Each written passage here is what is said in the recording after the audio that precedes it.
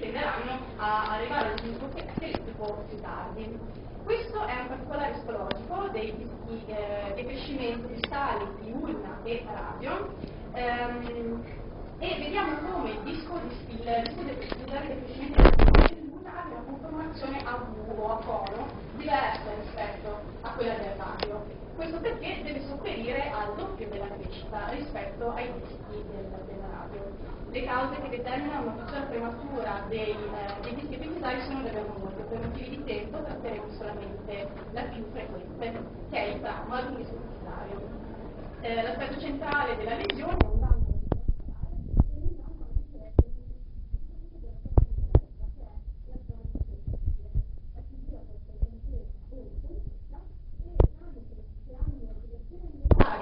come conseguenza del trauma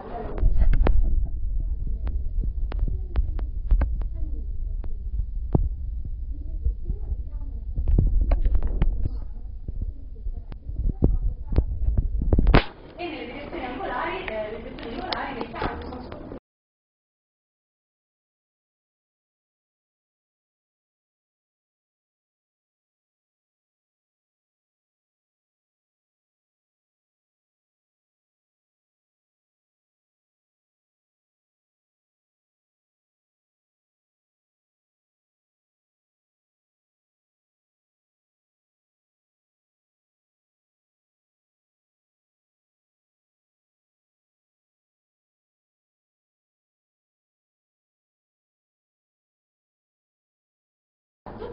e osteoartriti dovuta all'instabilità solare. In questo piano, come sia ben evidente, il terzo valvo e la rotazione interna.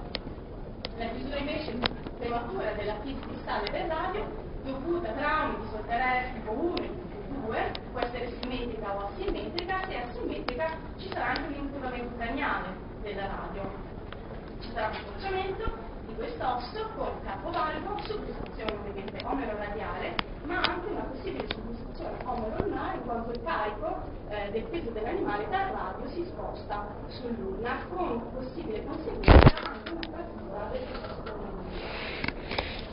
Sono predisposte alla fratturazione razze di questa taglia del crescimento si parla di cimentare del corpo, in cui sta la zuppia, ma il sintomo più caratteristico è appunto l'incongruenza articolare, per cui si avranno dei gomiti volenti e corti. La diagnosi si esegue tramite un esame fisico, ovviamente, e un esame radiografico. L'esame radiografico è molto importante soprattutto per la pianificazione preoperatoria. Si eseguiranno proiezioni francaudali mediolaterali di entrambi gli arti, con anche della separazione del gomito del carico, in quanto si determina una patologia a questo livello.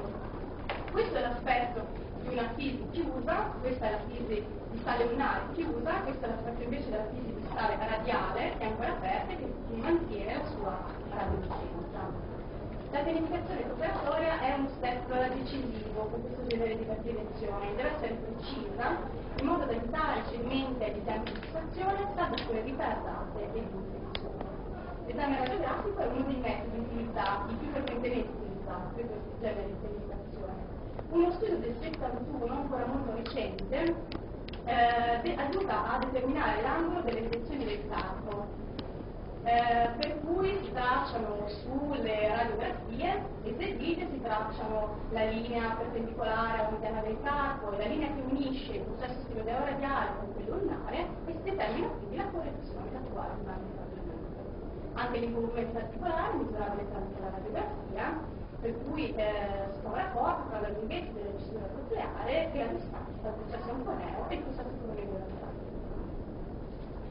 Un altro metodo suggerito da autori americani negli ultimi anni è la tomografia computerizzata, abbinata alla stereolitografia, per cui i dati digitali ottenuti dalla tomografia vengono posti in un modello tridimensionale in retina.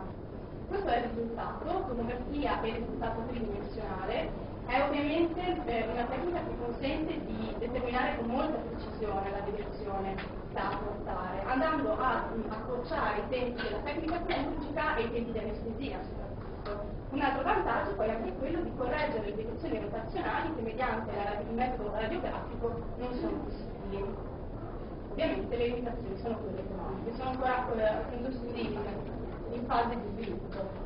Gli obiettivi del trattamento sono diversi a seconda dell'animale che abbiamo davanti. Se in accrescimento ci sarà correzione con anche mantenimento della lunghezza dell'arto, e gli animali adulti invece si tenderà solo a correggere. Ovviamente le tecniche sono numerose, perché numerose sono le sintomatologie che si presentano di volta in volta. In questo lavoro sono state trattate molte tecniche operatorie. Ora parliamo solo delle più nuove. In particolare per il trattamento della chiusura della cristallo lunare abbiamo l'osteotomia del radio. È una tecnica utilizzata in umana, in veterinaria utilizzata per l'arto posteriore. Questo studio del 2006 l'ha trovata sulle direzioni angolari dell'arto posteriore.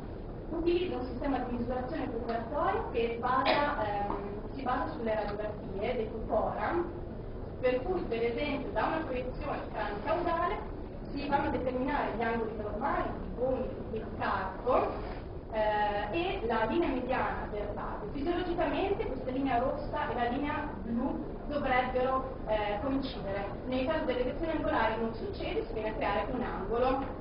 Il centro in cui le due linee si intersecano è detto fora, center of rotation of angulation, ed è il centro della circonferenza lungo la quale verrà eseguita l'osteotomia. Ovviamente questa è una tecnica che va a correggere la deviazione angolare, è solo la deviazione angolare. Nel caso siano presenti delle deviazioni anche in senso craniale o caudale dell'osso, si può eseguire una ostectomia a cuneo. La tecnica più nuova per la chiusura della cervicale radiale in soggetti ancora in accrescimento è l'osteotomia radiale trasversa con distrazione continua. Si fonda su una teoria abbastanza delle situazioni